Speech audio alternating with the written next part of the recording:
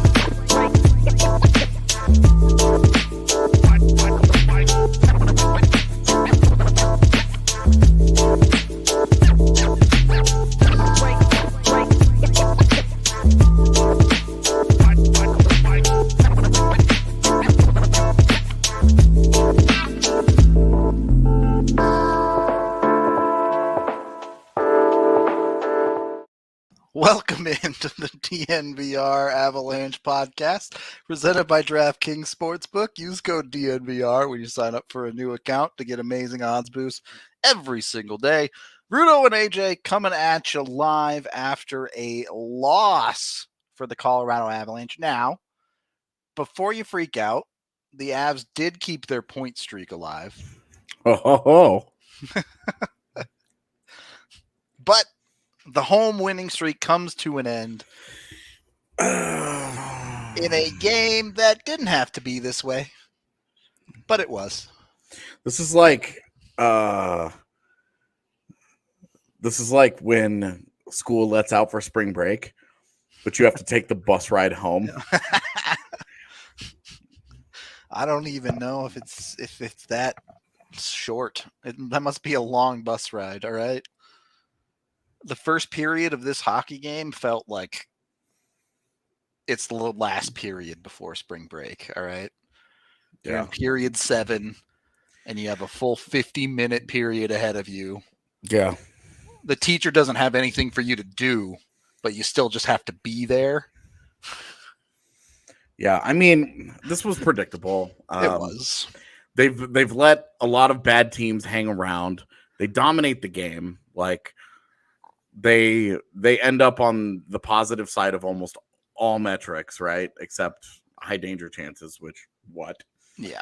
They blow opportunities to take complete control of the game. Devon Taves misses a clean opportunity to make it 3-1 with a minute to play. Like, I got 2 minutes to play. Like, it is what it is. Like, there's no jinxing it. Shut up. My God. The singing of Blink-182 in the arena is not why they lost a hockey game. It's because they just didn't execute. They sing that song every game. Yeah. Like, I just don't. Yeah. The big thing here is that they once again let another team like back into a game. Like, it's 2-1. You're susceptible to whatever, but like, come on. Yeah. $5 from D Grow here saying so no call on the Berkey cross check though. That play was over. I mean, the reffing was all over the board tonight, but that has nothing to do with the outcome of the game. Yeah, like you complain about the reffing and blah blah blah, but like it's 5-on. They had an extended 5-on-3 again. It was like 45 seconds or whatever, and they don't get the job done. And you know, I would be a lot more annoyed by this if it was a regulation loss and they had no points to show for it. Instead, you walk out with a point. All right. It's not great, but it's fine. You don't feel wonderful about it, but in the world of the NHL, the points is what makes the difference. Yeah, it's so I just don't. I don't know, man. They didn't. You look at it and you're like, they didn't play very well. But then you look at it and they dominate in shots. They dominate in shot attempts. They rack up. They dominate in scoring chances. Literally, the only thing that they don't win in is high danger chances, and it didn't really burn them. The goals that went in tonight weren't really like high danger chances. Yeah, it was one wacky bounce and one honestly pretty weak shot that just found its way through the legs. You look at on ice results, and some guys you would like to see a little bit better, but your top guys play a pretty solid game. and you just don't get the job done. You're one play short here. You're one save short in a shootout, and that's the thing. That's been the difference. The Avs have been on the other side of the one save, the one goal, 4 or 5 times in the last month, and they were due to come up one shy. So they started the win streak and ended. I don't think they started it. In fact, I'm confident they did not start it. Yeah, they had no. But thank you for the $5.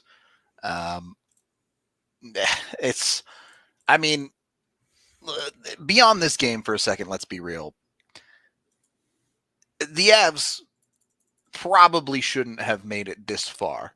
The number of teams we've seen them do this with, let hang around. Arizona once before. Minnesota was a game that went to a shootout. The Montreal game went to OT. Before that was on the road, I guess. The Chicago game. You have the Toronto game, which they had no business winning. Yes, they played well and deserved to win maybe, but Toronto needed a half-decent effort, and the Avs don't come back in that game. This is the game that we're talking about. When I sit up here and tell you guys this shit isn't sustainable, because something like this is going to happen eventually. I mean, you're gonna get a game where you outplay the other team, and you hit a post here, you hit a post there, whatever. It just doesn't go for you that night. Yep. You fail to execute in a big situation. You don't get that one extra goal, that one extra thing that pushes you across. That's it. Yep. Pretty much. Just that simple. It's fine. And this is exactly.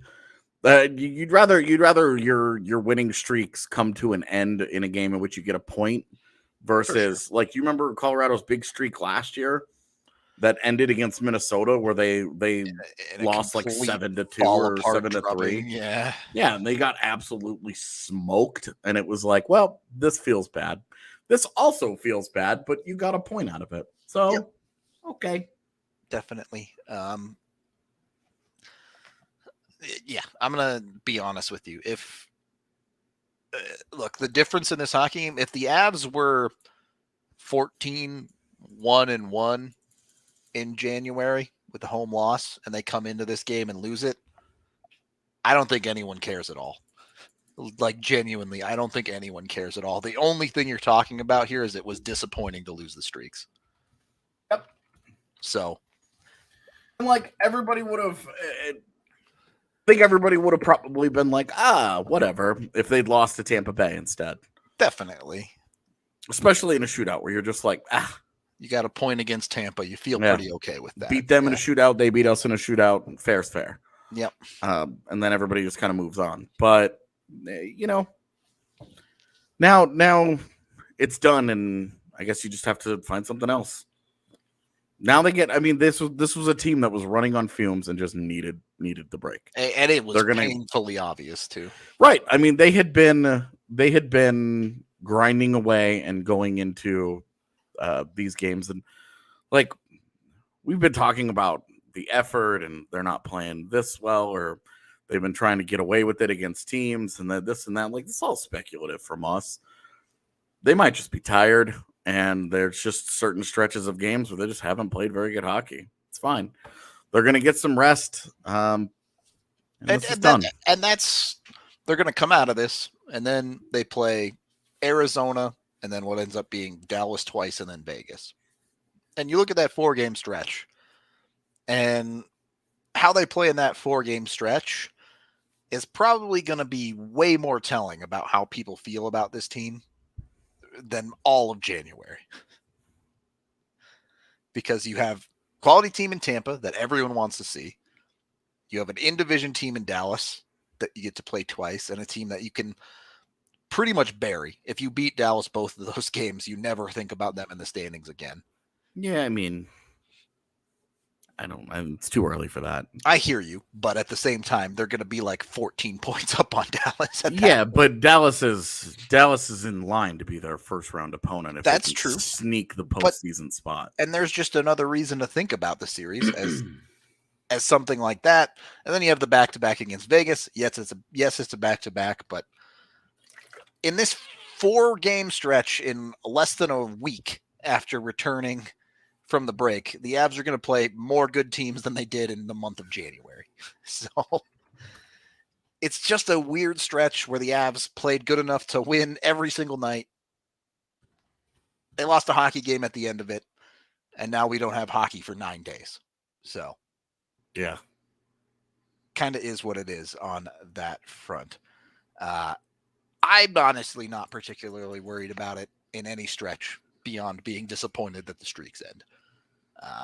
So, from that standpoint, wouldn't worry too much about it. From this game as a whole, it sucked. This game sucked. I don't know how else to put it to you, chat. This was not an interesting hockey game. If you were along for the watch along with us, you probably noticed that it was just not an interesting hockey game. So, yep, that's kind of the story of this hockey game. Look, obviously you have the goal scorers. You get a really nice one from Kadri. He continues to stay hot. Great. He made a really nice play. And then, excuse me, you get the second goal coming in as well from who? I forget who actually scored it. Mikko. Was it Mikko? Oh, yeah. He went from 5. Burakovsky. Thank you. You get the Mikko walk in, shoot 5-hole, and it just the one goal that does go through Wedgwood. So what a nasty pass from Berkey too. Yeah, that the perfect amount of sauce on that bad boy. That's some barbecue that I would eat. All right, that's sauce to Mikko. True. And how? I'll save this for the second period. Wrapping up the actual skaters on this game. Do you even peg any big issues with the skaters beyond they're at the end of a run, they know a break's coming and they're tired? I mean, I don't know, man. You have a job to do and you didn't do it. Sure. Like ultimately, like big picture, you don't really care that much about this. Definitely not. In the immediate though, like you have a job to do and you didn't get it done against a terrible team that's not even trying to win hockey games. Like, I mean, the players obviously are, but like you get beat by Alex Galchenyuk. Like Alex Galchenyuk is a horrible NHL player. Yep. Like a tremendously skilled hockey player, a horrible NHL player. And that guy puts 2 in tonight. And I don't know.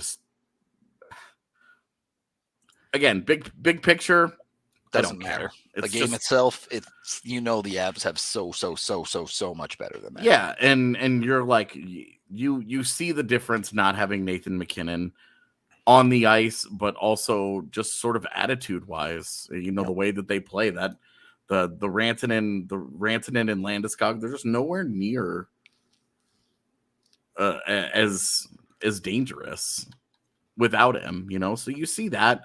Obviously, no Newhook hurts. Like Dylan Sakura just isn't Alex Newhook. Yep. But again, none of this matters. If your best players, like I see the chat wanting to shit talk Tyson Jost and JT Compher and stuff, and it's like, if your best players score on the 5-on-3, this isn't a conversation. Yep. The Avs power play, which they also had like multiple opportunities of awkward penalty situations in that period, and they just didn't score on any of them. A significant amount of it wasn't even dangerous. You're talking about a power play that's been white hot lately. It's been getting the job done. It's been scoring. It's been doing its job. It's been winning you hockey games. It fails tonight to get to execute, and they lose the hockey game. And it's like, well, 1 + 1 is 2 sometimes. Yeah, like that's just how it goes sometimes. Okay, well, alrighty. You get a 38 save night out of Scott Wedgwood. Right. Side. I'm going to take my chance. If you tell me that you're going to put 40 up on, you're going to put 40 shots on Scott Wedgwood, I'm probably going to feel pretty good that you've won that hockey game. Yep. It didn't happen tonight. And and that's hockey, baby. People during the watch along, heard me say during overtime, it's a zombie night when Val Nichushkin's doing dumb shit in overtime. Yep. To take a penalty. And even that didn't cost them. Yeah, didn't. All it did was take 2 minutes away from 3-on-3, where maybe you would have won, maybe you would have lost. Don't know. But they killed that penalty, and they even had a couple shots on goal on that PK. The Avs had 3 shorthanded shots to the Coyotes' 2 power play shots. The Avs outshot the Coyotes on their own power play. So I mean, you could be Josh in the chat and you can be mad all you want, but it's just not okay. Like, cool. I don't know. You can be upset that they played poorly in this game. I think that's a perfectly reasonable take, but they're also 15-0-2 in their last 17 games. Yeah, and like their expectations, like we're seeing, Rantanen and Landeskog were mad in their post game, and it was like, well, you had a chance to do something about it. Yep. Like you didn't play well enough. Finish the game.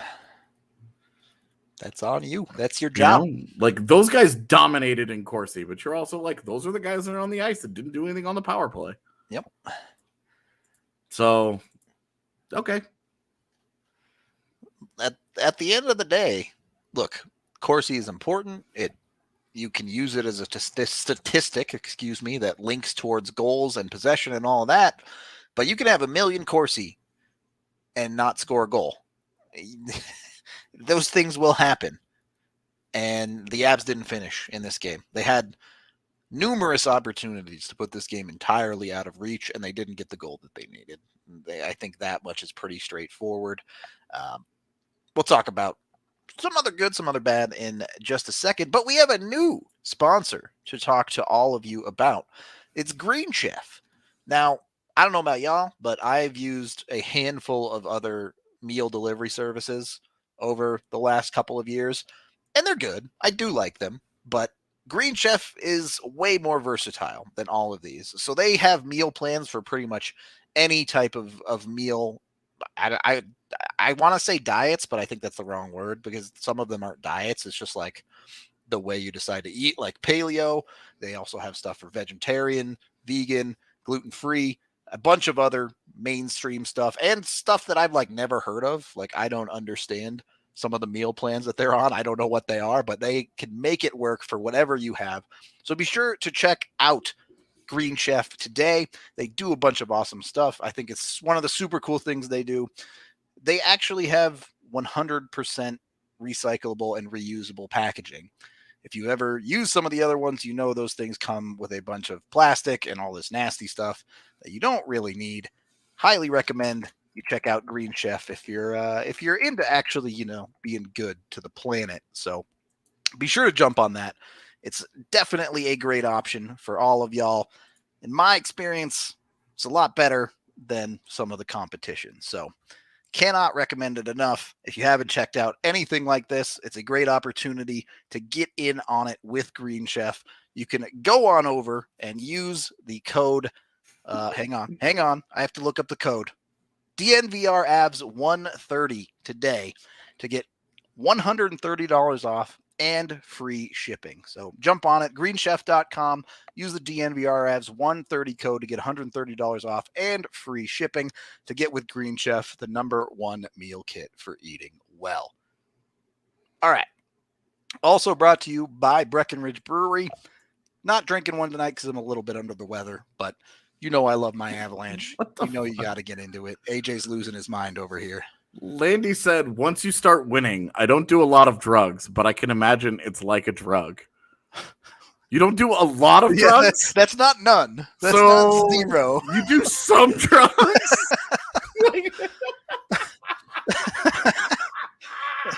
Was that the problem? Was tonight's game on drugs, AJ? I just want to make a quote graphic of Landy saying, I don't do a lot of drugs. I'm sure the Avs would love us for making that. Got you. Got you. Oh my god. What an incredible, he's just sitting there and he's like, this is the analogy I'm going to go up with. But he's like, wait. I don't do a lot of drugs. Look, I just dabble in them, okay? Landy would never tell a lie, okay? So he had to get creative with his answer. This is I could just hear Stephen A. Smith with his "Stay off the weed." All right, go get a Breck brew. So you're not doing some drugs.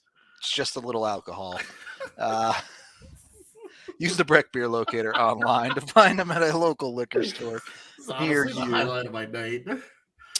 Second period of the DNVR Avalanche podcast presented by DraftKings Sportsbook. I gotta sneeze.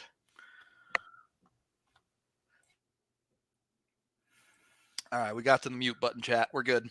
We're good. I was watching a TikTok the other day of somebody who said that their therapist, the one thing that they got from couples therapy was microdosing MDMA, and I'm like, what? That's wild. Okay. I don't know if that's a therapist so much as it is a dude named Trevor with a backpack in an alleyway, but okay. Look, and I'm just wondering. I'm like, is Landy just like microdosing every once in a while? Those are the some drugs that he does. I don't do a lot of drugs. I don't do a lot of drugs. I just microdose some MDMA. My couples therapist told me to do it. Let's talk about a positive for tonight. Darcy KUEMPER. He's our king of the game. King of not doing drugs. KUEMPER, the first goal maybe wasn't the best in the world, but even that one goes through somebody's legs, finds its way into the net. The second one, the puck pops straight up in the air and drops right on an Arizona stick. Two guys swat at it, right? Yeah. Makar and Kraus swat at that, and it just Kraus gets a hold of it and it goes in. Where you're just like, okay, can I just be mad at somebody about? There isn't anybody for me to be mad at about this play. And then Avs go 0-for-3 in the shootout where KUEMPER gives up one. Yeah. Hard. Landy hits the inside of the post. Yeah, Landy rips one off the post. It's a tough night for KUEMPER to take an L on, for sure. Yeah, and like the one thing that you can keep Alex Galchenyuk on a roster for is, like I said on the watch along, like he's a really talented player when there's nobody else on the ice. That sounds like it's built for a shootout. Yeah, exactly. Like he's like you keep him around for the Wojtek Wolski thing, there you right? go. Just can't miss. So, hey, you got beat by the guy's one good night this entire season. His first goal of the year. Yeah. So I don't know. I'm just it's tough, right? Apparently, my mic was hot before we went live, and you guys all found out that I was not interested in doing the show. I want to be on break. I just want to be done with this. I have more content that I want to do that has nothing to do with this dumbass game. Look, I think you said this the other night, but we're here to put in exactly the same amount of effort that the Avs put into this hockey game. Yeah. And it wasn't a ton. It was not a ton. Yeah. So, is what it is. Look, I felt like the Avs had a good push in the third period, the first 10 minutes of it. It felt like they were trying to end the game. They didn't get the goal to go their way. And that's hockey. The team hangs around, teams come back. Happens literally every night. So I don't really have a ton other to say about the specifics of this game itself. Yeah. For the Avs as a whole, their point streak is still going. It's 17 games now. They're insanely clear of the rest of the league. Neat. I don't. Anyone who is willing to look past this game at any amount of a bigger picture, I don't know how you don't only feel super positive about the Avs right now. You're going to be getting McKinnon back after the break. You'll also have Newhook back in the lineup unless he's really sick. A non-COVID illness, and 10 days later, he still can't play. Look, all right. When I was 21, I would drink my way through drinking flu. All right. I would do some dumb things. That's all I'm saying. It's a team in a really good spot. I say that as like That's understating it, right? It's the best team in the NHL right now. Yes. So Mac will be back. there you go. Mac will be good to go. The Avs get to have 9 days off after what really was like we've talked about how the Avs are tired and all that. January was incredibly busy for them. It was a month that included 3 back-to-backs. Well, they played 16 games in 31 days. Yep. More than a game every other day in January for the Avs. With the 3 back-to-backs in there, they really did not get much break at all throughout the month. It included 1, 2, 3, 4, 5 separate road trips where they had to travel to and from cities. Yeah. To compare, they had 1 2-day break. Yep. In the whole month. And that was in between back-to-backs. This next month in February, they have, once they start playing again, they have 3 2-day breaks in the month. They're off the 11th, 12th, 17th, 18th, and 27th, 28th. Yep. So, like, it's not. It was the meat of the schedule for them. Yeah, like it was a ton of game, and there's gonna be a lot of games played in March too. But again, even in March, they have 3 2-day breaks. Yeah, they have 3 2-day breaks and only 1 back-to-back. And then in April, they have a 2 and 3-day break. Yep. That was the most aggressive part of the schedule for the Avs. And they won, or at least got a point out of every single game. All of them. Yeah. It's ridiculous. Yeah. They played, so it's 17 games in 32 days, and they got a point. They had two OTLs. Yep. So 17 games, they had 2 OTLs. They got 32 or 34 points in the most aggressive part of their schedule. Yep. It's fine. It's better. Yeah, Bednar said he was proud of his guys, and he fucking should be. They're exhausted. Like, that's a lot of hockey, and they just kept winning games. And they just kept winning games. Like, they have put themselves in the driver's seat for the President's Trophy, but more importantly, for home ice out west. They're not just in the driver's seat, but like Minnesota is having to play 800 level of hockey to keep up. That's for Minnesota to keep at even if they win all their games in hand, they're still 4 points behind. This is the reprieve. The Central Division gets to look at the schedule and go, oh, the Avs aren't 10-0-0 in their last 10 anymore. They're 9-0-1. Yeah. Oh, they gave a point up. Yeah. See, look, if Sonny can be excited about everything and not be upset about something, you know you're in good position. Boom. Easy life. The Avs have 68 points, including the point tonight. There are 76 points left in the season for them. If they play 500 hockey the rest of the way, they end up with 106 points on the year. They lose half their games for the rest of the year. They're a 106-point team. Yeah, so you're saying if they lose half their games for the rest of the year, they're still probably home ice in the first round. Yep. If they play 700 hockey, you're talking about a team that ends up with, let me see. Got my calculator out. That's another 53. If they play 700 hockey, they're a 120-point team. And we know this team is capable of playing 700 hockey. Yeah. So the Avs have essentially all but guaranteed themselves a playoff spot and almost certainly home ice in the first 2 rounds if they just play decently the rest of the year. It's ridiculous. I do like the idea. If Nuke gets the cup for a day, do we ever see the cup again?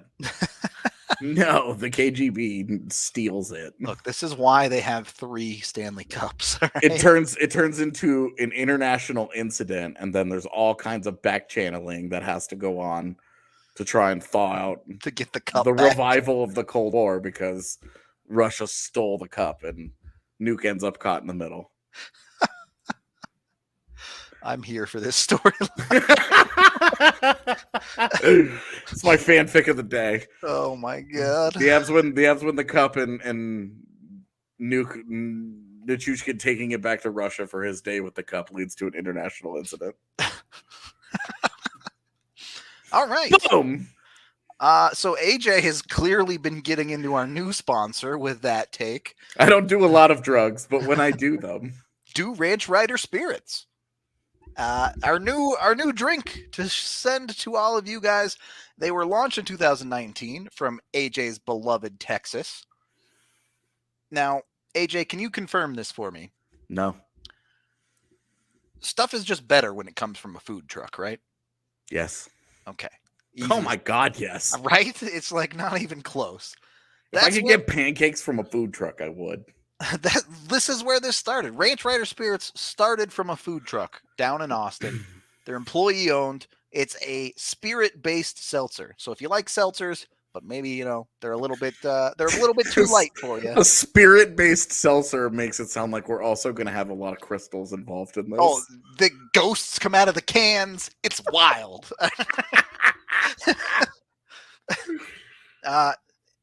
As many of you know, there are quite a few people in this company that love tequila. They all swear by the Reposado tequila that comes in these Ranch Rider Spirits. AJ, I don't actually know what ranch water is. You don't either? Okay. Nope. Apparently it's a thing from Texas, so I thought you would know. Mm-mm. But anyway, you get your ranch water. Especially if it comes out of Austin. God knows what that thing is. You get your ranch water. You can get the tequila. It also comes with 6 times distilled vodka. If you're not a tequila drinker, they got you covered. So be sure to check out the Ranch Rider Spirits today. It does give buffs. They'll give you the sparkling water. They'll fresh squeeze citrus in there. They make sure to use fresh ingredients, no added sugars or artificial preservatives. So it's a great drink. Highly recommend you go check them out. Everyone at the bar is loving them. You can't get them at the bar yet, just so you know. You have to get them from a liquor store, but the secret club upstairs has them at the bar. They're one of the top 10 fastest selling alcohol brands in the country right now, so they must be pretty good. Head to ranchriderspirits.com to find a location where you can pick them up near you. And then head on over to DraftKings. Go bet your money on a sport that isn't hockey, hopefully. The Olympics are like literally right around the corner. Highly recommend you bet a bunch of money on that and just bet the over on everything America, because there's one thing America does good, it's sports. It's win medals at the Olympics. Exactly. So jump in on that one with DraftKings. They're doing a bunch of promotions right now. They're doing so many, I can't even track them all. The football one they are doing is for Super Bowl 56. You got one more go to keep your 56-1 odds, $5 bet to win $280 in free bets. Pick the winner of the Super Bowl. That's all you got to do. Jump on it, get in there. Use the code DNVR when you sign up for a new account to get that 56-1 odds boost and a bunch of other amazing odds boosts. Must be 21 or older, Colorado only. Other terms, restrictions, and conditions apply. See DraftKings.com/sportsbook for details. DraftKings is an official sports betting partner of Super Bowl 56. And of course, if you have a gambling problem, call 1-800-522-4700. Third period of the DNVR Avalanche podcast presented by DraftKings Sportsbook. We absolutely need a Avalanche Lifetime movie fanfic written by AJ Hafley. I'm going to refrain my further comments on this topic. Just get rid of everything but the I don't do a lot of drugs part of that. Yeah, here. Take it out of context. If you're going to commit. We have a couple of super chats to get to here, so we can jump up on over to those. 99 cents from Spence. Thank you very much. Monsieur Stalin told you, have a good night, boys. That is a regular viewer of the PHNX crowd. If you want to hear someone talk about a win, go listen to the PHNX pod, because they get to talk about the other side of this game, in which instead of them saying, I don't care. This was very boring, and the Avs have bigger things at stake. I imagine they're probably celebrating the win a little bit. Their thumbnail was Mile High Miracle. So they're pretty high. They're pretty high. They did a little bit of drugs. I was gonna say, unlike Landy, they did some drugs. Okay, what's next? $2 from Connor French. Thank you very much. Much appreciated. And then another $2 saying, Rudo, why did you make us lose? Well, I don't know what to tell you, bud. If I have that talent, I will be sure to continue making hockey teams lose in the future. I'll try not to direct it towards the Avs. All my bad vibes from the Buffalo game was exactly what happened tonight. Pretty much, yeah. So that was fun. All right. A good reminder that you know how this goes. It just doesn't always go that way when you think it's going to happen. Yep. That's sports. I'll tell you what, if your vibes are that accurate, you should be making a lot of money on DraftKings Sportsbook. Put it that way. If you're bang on with that stuff. I am not taking my clubs to Arizona. I was gonna, but that is expensive. All right. So a couple more conversations here when we'll wrap things up and we'll go into the All-Star break, and then who knows what'll happen from there. What is your big positive here? Obviously the run itself is incredible, but what was the biggest thing that has stepped in the right direction for the Avs here, and why is it Darcy Kuemper? It's Darcy. Yeah. Guy looks awesome. No kidding. Hate the first goal against. I think it's soft as shit. That's baby poo. It's one you want back for sure. It's just not. It's just garbage. That's just it for me. I think it's garbage. But the second one, and then you only give up one goal in the shootout. Yep. Certainly did enough to win on most nights. Yeah, like the second goal is just I'm not upset at Kuemper about. That's a puck that goes straight up with all the bodies and all the chaos and everything that's going on around you. I mean, how do you find that thing? Yep. So I don't know. I'm not pressed about this game at all from Darcy, and it's just a continuation of a stretch of play. I mean, January, so statistically speaking, haven't really talked about this on the pod. I've mentioned it a few places having conversations with people, but statistically speaking, January is by far Kuemper's best month in his career. So that's his settle-in time. Yeah, we'll kind of just see. It's not that he doesn't have other good months; it's that January is like the month. Yeah, it's like the month that sticks out when you look at his splits. That may not be meaningful at all. Who knows, right? But he just looks totally different from the guy that was getting beat cleanly. Like early in the year, he was 3 times a night. He just gets beat. Yep. And you're seeing him now. Like even that first goal, you're talking about 2 guys are flashing in front of him as he's trying to find that puck. And he's trying to find it through traffic. And it's not a great shot, but it's hard to find that puck. It's hard to track that when those guys flash in front of him right as it gets let go. And then the second goal again. And then, I mean, give up 1 of 3 goals in shootouts. You're going to win a lot of shootouts like that. So guy looks great. He looks in control. He actually caught pucks tonight instead of batting them around like he's got a cement block in his glove. Like, I feel better about Kuemper than really at any other time other than when they first got him. And I was like, he's going to win the Vezina. But guess what? He could still win the Vezina. He could still. And it might be tough to catch Igor or Freddie or Jack. But Campbell's falling out of that. You think? Oh, yeah. For now. I mean, obviously, there's still half a season to be played, and that's kind of. I mean, I don't think he's gonna win it anymore, but I think he could still be like the 3rd finalist. I I don't think I would have him in my top 3 anymore. That's just because not after the last couple of you weeks. just love Saros too much, though. Well, Saros has outplayed him, so okay, here we go. big surprise. Anyway. Yeah. Anyway, point is that he's trending, not just like trending up, but he's trending way up. Yeah, has brought exactly what the Avs have expected out of him, and maybe more over the last 3 weeks to a month. Yep. And that's kind of where I just want to wrap this thing down. Is again, you can feel however bad you want to feel about this game and the Avs losing the streak. Fine. In overtime. Sorry, but there's a limit on how bad you're allowed to feel when you lose an overtime game. You still got a point out of it. I don't care. If people want to feel bad about this game in a vacuum, I do not care. No! Is this a rule of society? AJ? I'm putting my foot down.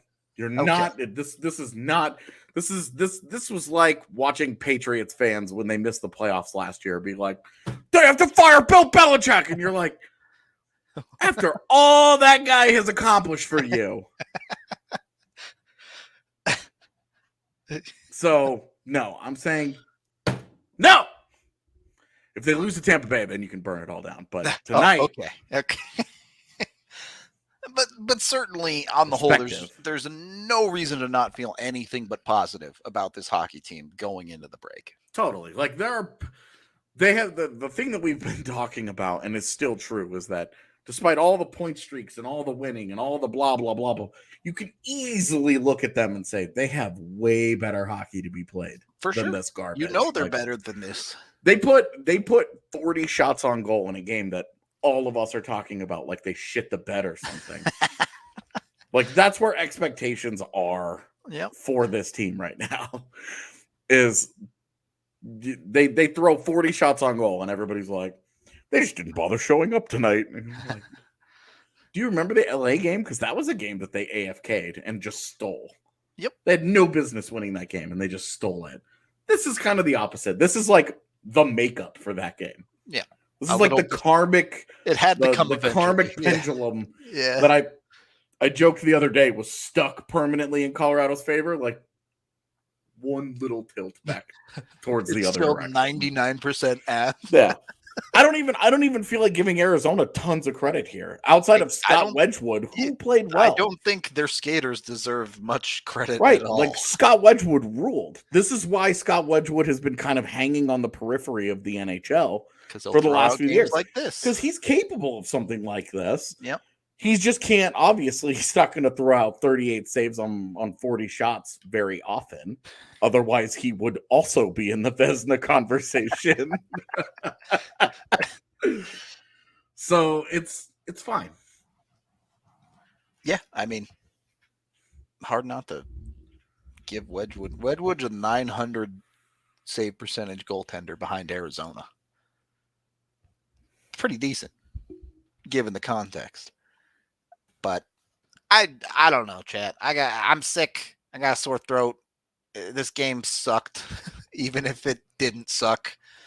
You're sick, and the only prescription is not talking about this game anymore, ever again. We're going on spring break and never thinking about this hockey game ever again. I'm so excited for our podcast tomorrow that we'll not mention this game. Oh, not 1 for second. Single second. Can't wait. So I will say, really interesting perspective from PD tonight on the watch along in the Jacob Chychrun Sam Girard debate. Yep, it was pretty interesting to see that side of it. I was very curious what